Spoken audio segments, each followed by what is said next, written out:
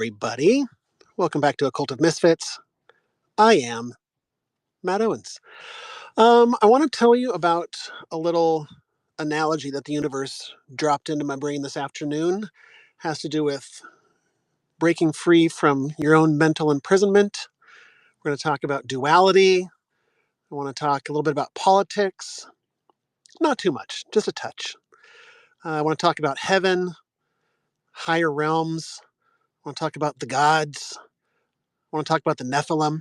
A lot of fun stuff. So on my walk this afternoon, got a little analogy that helped me out a little bit. When I first started this spiritual journey, I started listening to a lot of people who were talking about gaining freedom, breaking free from the matrix, taking a red pill, gaining enlightenment, whatever you want to call it, right? And many of the spiritual teachings talked about how we're in a prison of our own mind. We are only trapped in a matrix if we believe that we're trapped in a matrix. But the truth is that from a higher perspective, we're able to leave that cage at any time. And the only thing that's keeping us from leaving that cage are fears, doubts, limiting beliefs. So the analogy was a Star Trek one, where I'm in the holding cell and there's a force field keeping me imprisoned. And I can walk out of the cell at any time, but there's that force field there. And the force field will only let me pass through. It will not allow my fears, my doubts, and my limiting beliefs to come through the force field. I've got to leave those all in the holding cell. And that's the whole trick to this little escape game of ours.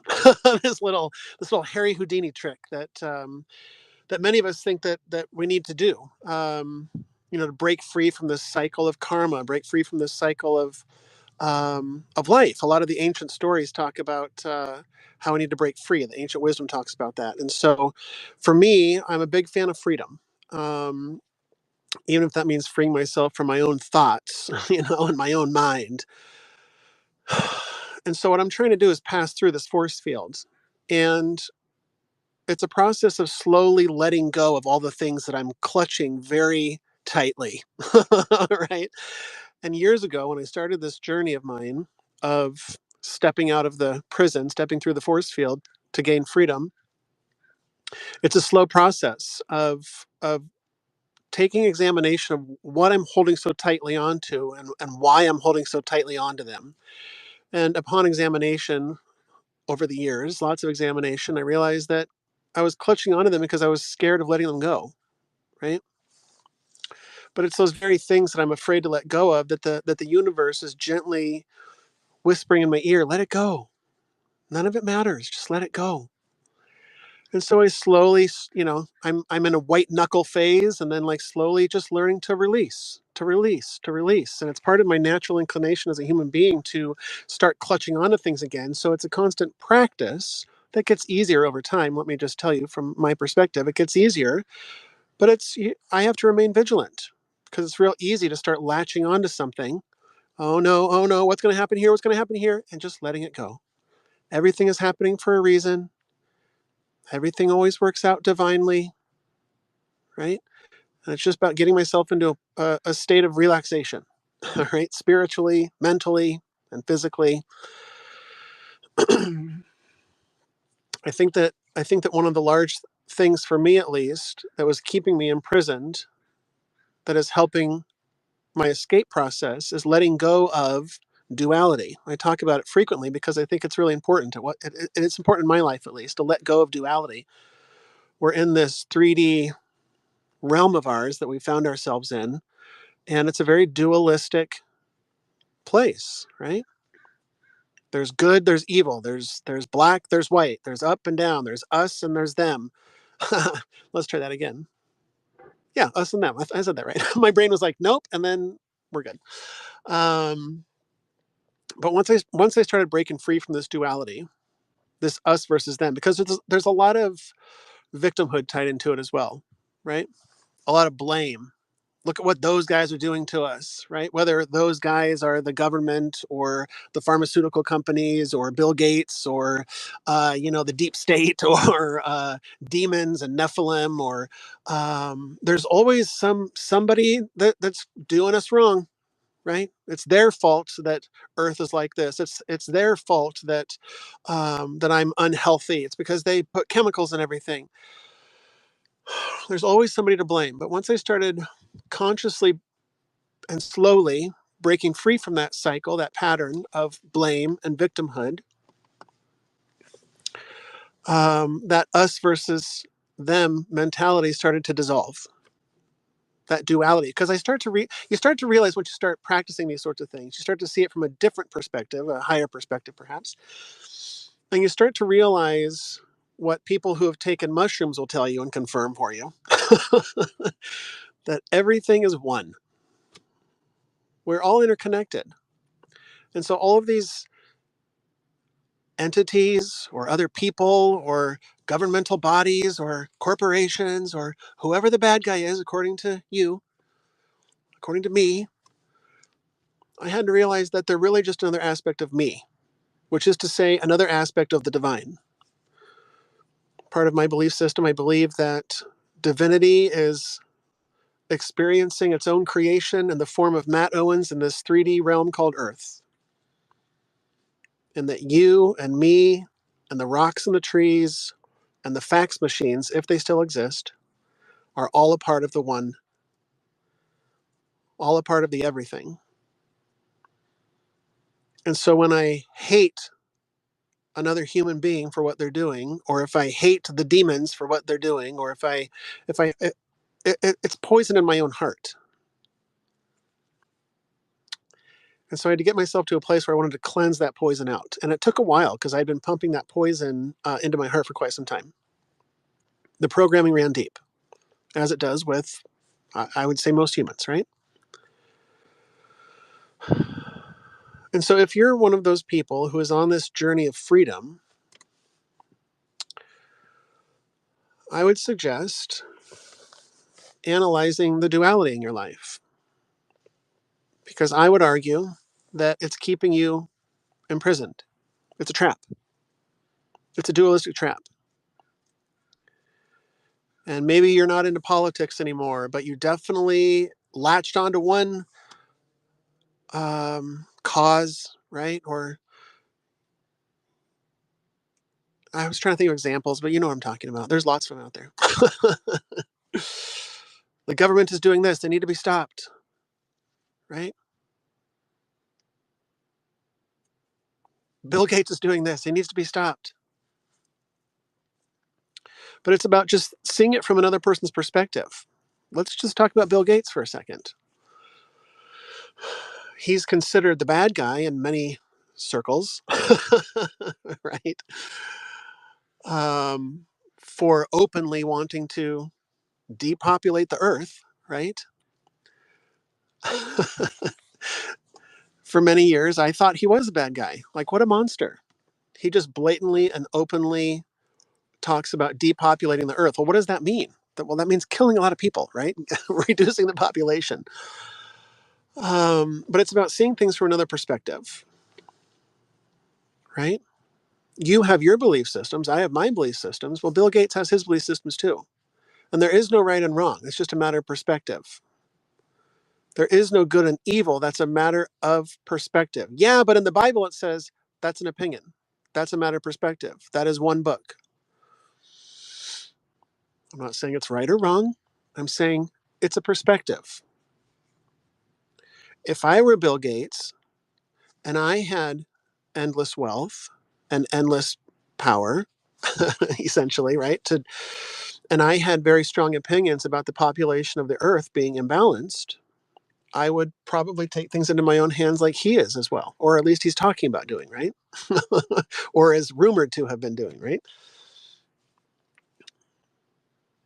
And I know it's not a popular thing to talk about depopulation, and I'm not for or against it. We're just talking about it philosophically here. But it's about seeing things from their perspective. There's a lot of people, yes, they mostly happen to be billionaires and world leaders and people in places of power, right? Who are serious about talking about depopulation. And then it's really easy to shake your fist at the war machine, right? Um, the military industrial complex, etc. You know, murdering everybody out there. But just for a second, just philosophically, just for funsies, what if the Earth was too populated and we just didn't know it? Right? What if there was something maybe spiritual that we didn't understand or biological or something, and there are too many people on the planet, and these billionaires don't trust the rest of us dum-dums down here to understand, that a lot of you guys need to die, otherwise we got problems here on the planet for reasons that maybe you can't understand, right? And again, I'm not a proponent of murder. I'm not a proponent of any of these things. We're just talking about it. We're just talking about it philosophically.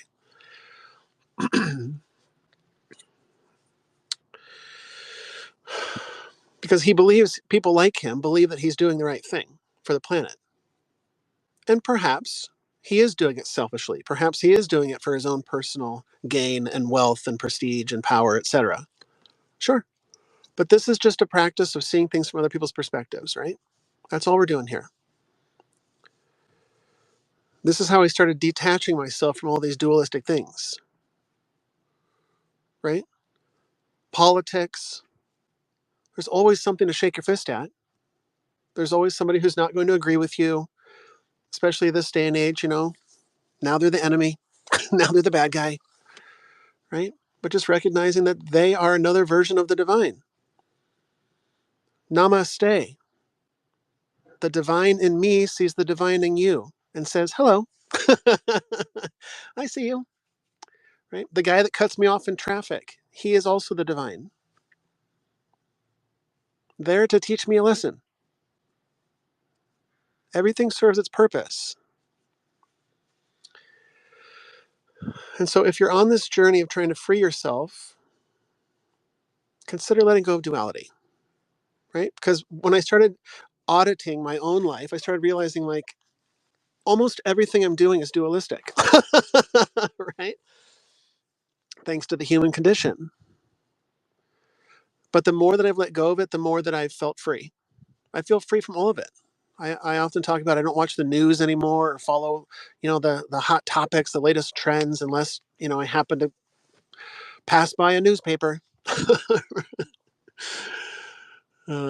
So it feels good to be detached, and it goes against our programming. It goes against what we're used to. And so, there's a transitional period for sure.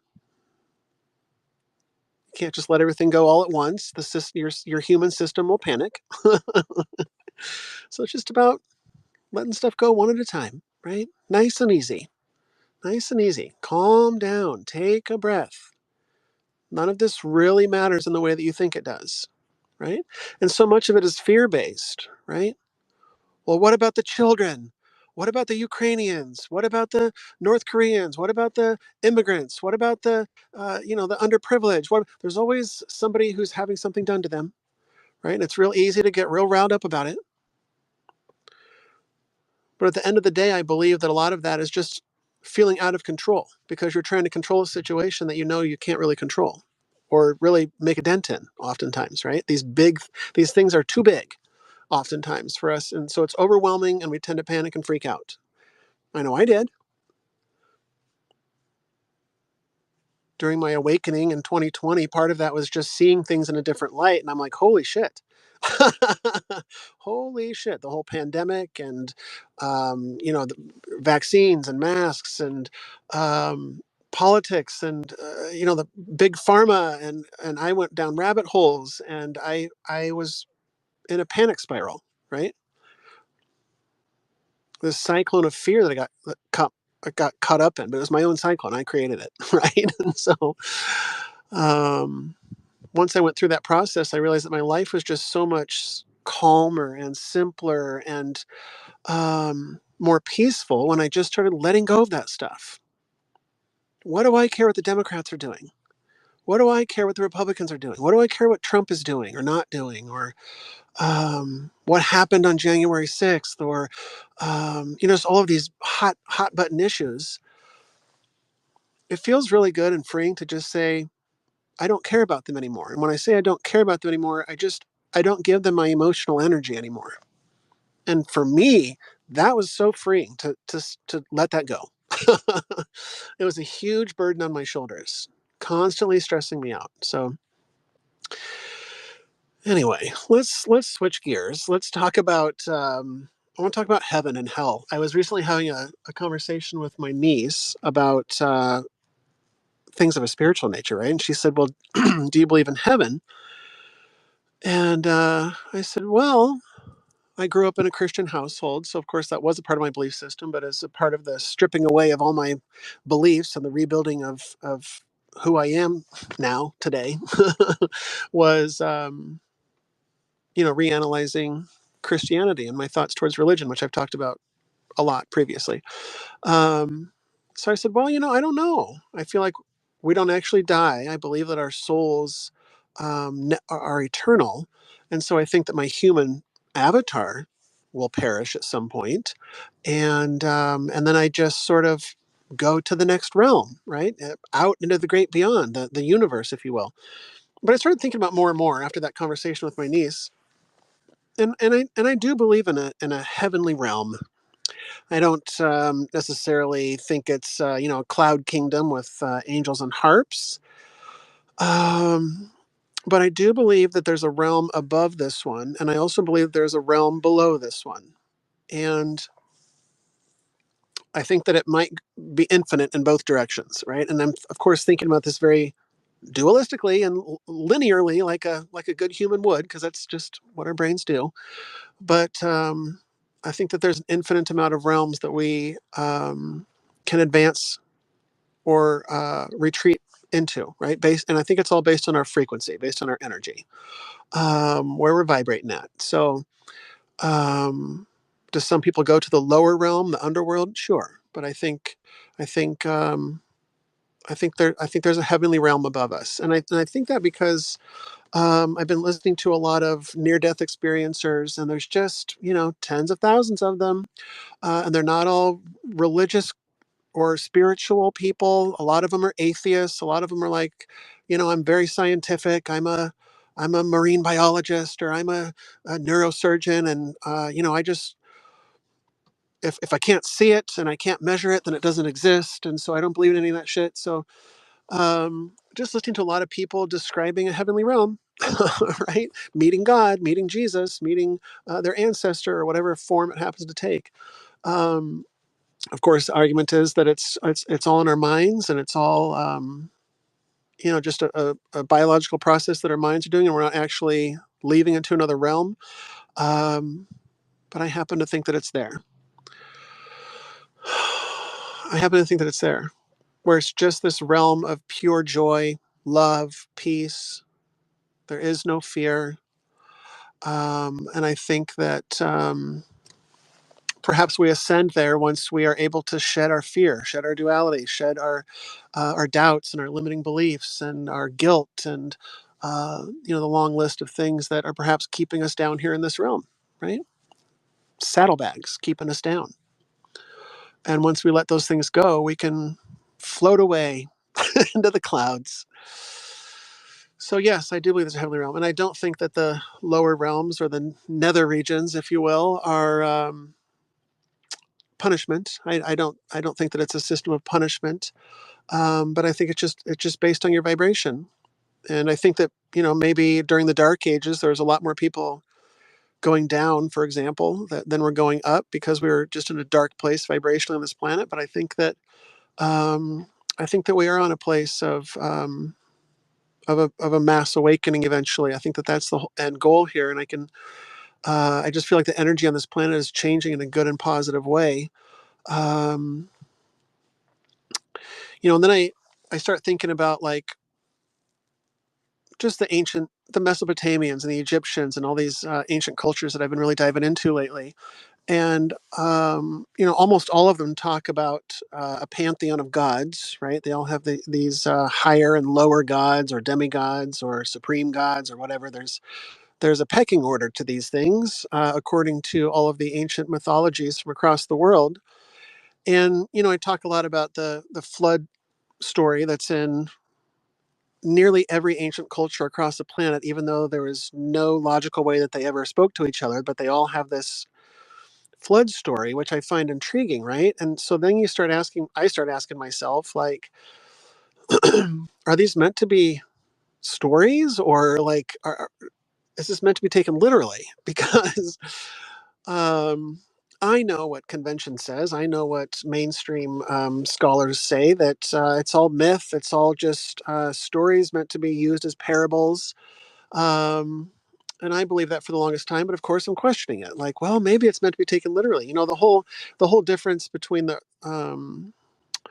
all of the philosophies and religions in the past and Christianity was, all of the sudden everybody believed that these gods were sort of metaphors, and they were just sort of meant to represent humanity in its highest form, etc. But it was the Christians that came along that said, no, we're going to start taking these things literally, that everything that's written down literally happened, um, much to the surprise of everybody else in the region, because up until that point, nobody had taken it literally, right? And that's sort of how Christianity was started. Um, and so I'm starting to question, maybe this stuff is meant to be taken literally, that the gods actually did walk amongst us in ancient Egypt, or um, ancient Mesopotamia, where they, in the ancient Mesopotamian cultures, and there are a bunch of them. That's an umbrella term for ancient Mesopotamia. Is an umbrella term for the Sumerians and the Akkadians and the Babylonians, and there's a list of people that lived there for thousands of years, right? But they're all under the umbrella of the Mesopotamians. And so the Mesopotamians talked about the Nephilim. I'm sorry, the Anunnaki coming down to the planet, and 693 on the license plate that's right next to me. Um, and so I'm starting to wonder if that's meant to be taken literally, or if they were just stories of their best guess as to how creation came to be, right? But it's very interesting that across all of these cultures, you see in the ancient carvings in South America and in Turkey and Mexico and in the East, across the planet is what I'm getting at. There's these depictions of these gods that are on the level of the Anunnaki, that supposedly came to this planet and seeded Earth with the humans, created the humans, and in all of these depictions of these gods in these various cultures across the world that could have never talked to each other, they all have depictions of these gods that are holding these handbags. They're like these little purses, real cute, couture, obviously. It's a god after all. But for realsies, there's these handbags that are depicted in all of these ancient depictions, right? In the stone tablets. And so I find that very interesting, that if it were just a story, just a myth, then why does it have that uniformity across the board? Or oftentimes they're often wearing like what looks to be like a wristwatch, right? Like, what's the deal with that? Why do all these gods have a wristwatch? And there are very specific gods that have them, and these handbags, and these are the gods that are supposedly there to restart humanity after the Great Flood. So a lot of questions, right, about the nature of God slash gods. I'm starting to wonder if the monotheistic viewpoint is perhaps off. Of course, in the ancient times, you just sort of chose whichever god resonated with you. You worship that god, right? But perhaps there are many gods, right? And in all these ancient tales, there's depictions of these gods, and they're always fighting and battling each other, and they have all these anger issues and jealousy. And if you're to view it as a myth, of course that makes sense, because um, the scholars tell us that it's because it's just meant to reflect humanity, as above so below, right? but it's always been a head scratcher for me that these gods are acting like a bunch of buffoons oftentimes, right? Or a bunch of animals, just like slaughtering each other, bickering over just nonsense, right? And so, if these are enlightened beings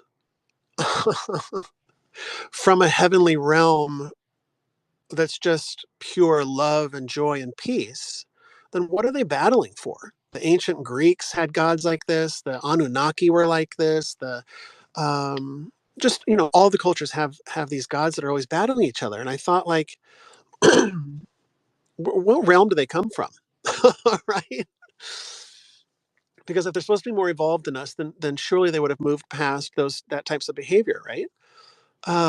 And so I wonder if perhaps they are part of this realm that we are in, but we just can't see them for some reason. But they're also trapped in this dualistic um, realm, because oftentimes people have described who've had these out of body experiences or astral traveled or whatever, talk about how how Earth is like a Russian nesting doll, right?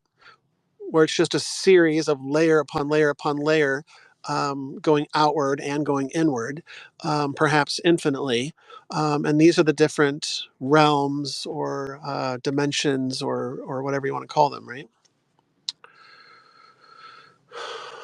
And so perhaps it isn't until you get to the highest realms where you start experiencing that, pure bliss, joy, peace, love, etc.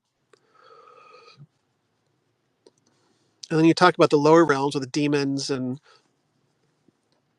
you know, shape-shifting reptilians or whoever you think, the Nephilim. Um, but I do think that there is a group of beings or humans, I don't know, that are sort of running things around here. And I do believe that they don't have our best interest at heart. I don't think that they're on Team Human, is what I'm getting at. I just was listening to Alex Jones talking and Elon Musk, and they were talking about being on Team Human and how you have like Klaus Schwab and Bill Gates who are not on Team Human. They are trying to depopulate rather than populate. So um, I think that there's a lot of evidence that there is a group of people or beings that are actively trying to keep us down. I think that we are naturally a spiritual being in ways that I think that we've forgotten as a species, that we've lost many of the old ways, the magic. We have remnants of it today with psychic powers. I think we're all psychic. Some are more in tune with it than others, of course. Um, I think that we have the ability to levitate and move shit with our mind and manipulate this reality in ways that we can't comprehend. And I think that there's been an active process of suppressing those powers or those memories of what we truly are capable of. And the way to do that is through fear, is one of the main ways of doing that, of keeping our vibration low, of keeping us in a constant state of fear. Pumping chemicals into literally everything, right? Plastics and etc. Chemicals. Um, I think that there is an active campaign to eliminate that in people and to put a damper on those spiritual powers, perhaps, right? Um, but I think there's a lot of talk of good versus evil and Armageddon and all that stuff, and this is the final battle. I don't view it that way. I think that everything is unfolding exactly as it needs to, and I can feel the shift in consciousness. I can feel the shift away from war, the shift away from aggression, the shift away from duality and politics. And why are we still doing this? Why are we still acting that way? Why is this still acceptable? That sort of thing. So um, I just feel like we're on a good path. And for me, I had to get myself to a place where I just don't panic about it anymore. Right? I just have to trust that there's a higher power that's in charge around here. That's a higher power than the reptilians that are running the world. But of course, I think about aliens a lot, and I've been thinking about there's a real fringe area of of what am I trying to say? X of Twitter, that there was some whispers and some videos of these 10 foot or 12 foot shadow beings that were in Miami in this mall, and all the conspiracy theorists. I say that as a proud conspiracy tinfoil hat wearing conspiracy theorist, but I don't believe them all. Right nowadays, I'm scrutinize everything and look at it with through a fine tooth comb. So there's a lot of people talking about these shadow beings out there, and it just he said that there's one eyewitness guy that was talking about how he's they looked like holograms, but really good ones. Which of course that technology exists, right? High quality, where you maybe can't differentiate that it's actually a hologram or not. So he said it felt like something different. It felt like something more than a hologram. Like there was something there, but he couldn't really put his finger on it.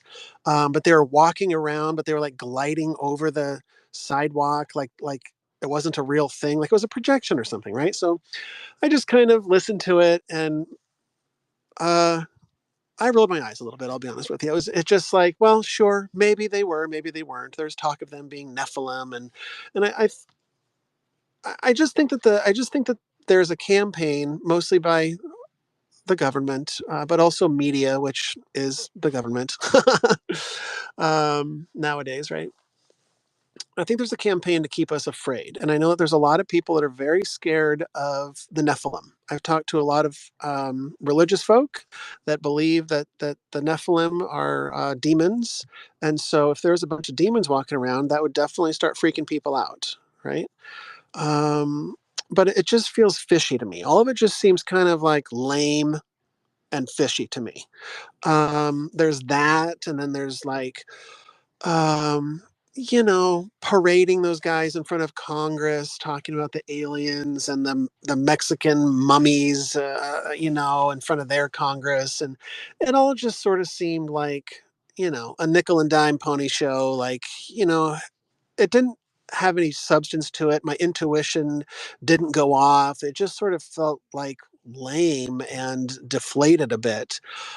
And then I started thinking about that and this stupid Nephilim story from Miami, and then remember a few years ago how those obelisks, those mysterious monolithic obelisks, started appearing all over in weird places, in the middle of the Arizona desert, and in Russia and all this. And I was like, "What? The aliens are here. It's a sign." But I just never felt like it was disclosure. Like this is it. It just kind of felt lame. Like there. I just think that there's a campaign out there to sort of it's a disinformation campaign, sort of. Like I know that not to. Well, I'll put on my tinfoil hat, but the CIA has been known for shenanigans. um, And so it wouldn't surprise me if these sorts of events, like the shadow beings or the obelisks or whatever, being cooked up by them for their own reasons. If it's not just confusing the populace or misdirection or whatever you want to say, but it all just seems fake. And so I'm still waiting for I don't know if it's going to be an event or if it's just going to be a slow unrolling, which is probably what's going to happen because most people can't handle, um, mass disclosure. Just suddenly seeing ships in the sky or whatever, I think would freak people out, but um, in an obvious way. But like, if you have looked into UFOs or aliens or any of that stuff at all beyond like Roswell, there's an overwhelming amount of evidence that there are aliens here. Arguably, they've always been here, but they're definitely here. They've been here since at least the 40s, according to the Roswell shit. Um, but I think that humanity is just slowly wrapping their mind around the idea that, like, well, they are actually here. And what does that mean for us? And like, if they're here to harm us, they would have done that already. And I don't think it's just one species. I do think that I think there's multiple, many species here. The Greys, of course. The Pleiadians, I wonder about, because a lot of channelers talk about the Pleiadians, and oftentimes these things sort of get injected into spiritual circles, and then that just becomes, the word. It becomes a Bible for us of a spiritual nature, where yes, of course there's Pleiadians, but like, where did that come from? Why are you saying that? Same thing with like Nibiru. I talked in my last episode about Nibiru, and you know the Anunnaki using the humans as enslavement for gold, and all of these things. They were just translated by one man, Zechariah Sitchin. So maybe that's right, but maybe it's not. It's just based on one interpretation. So I question the Pleiadians. I've never, just because I've never seen one, right? But I believe that sure, there's probably Pleiadians out there, Arcturians, right? All the gang, all the favorites, the whole cast of characters. Are there malicious entities out there, or beings out there, or extraterrestrials out there? Yes, sure. Yes, of course. Um, are they draining us of our, are they feeding on our negative energies? Are they feeding on our fears? Yeah, sure, sure. I'm not losing sleep over it, but yes, sure, sure.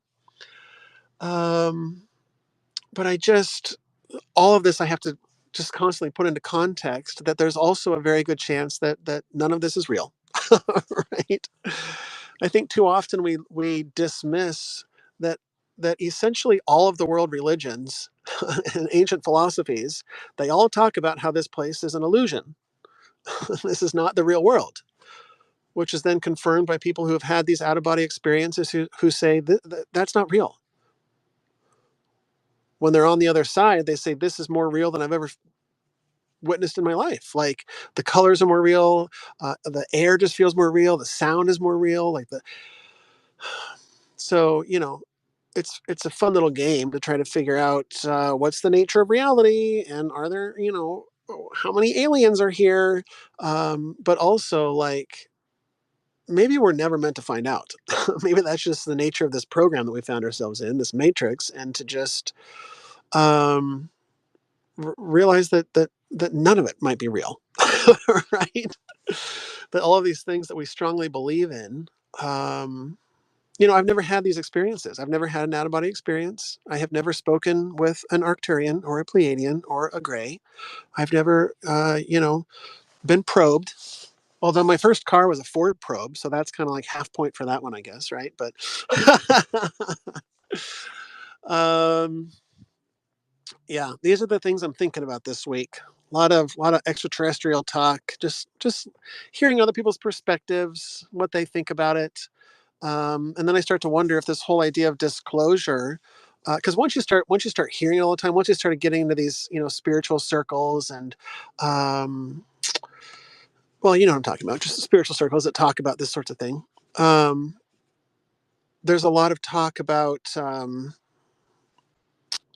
just about things of this nature, right? And I like to question it all, and not take it as the word of God, and realize that sometimes these things get injected into the conversation, and then it's real easy for us humans to latch onto it and make it a part of our beliefs. And there's nothing right or wrong with any of that, but just recognizing that your beliefs are based on a book, or your beliefs are based on one guy's translation of ancient scriptures, or what a pastor said, or what the spiritual guru said, um, and it's all with what we resonate with, right? So I'm not condemning any of those things, to each their own, but just to recognize that we are not our beliefs, we are not our thoughts, we are something far grander than that, and that is what I'm exploring. That's the journey inward.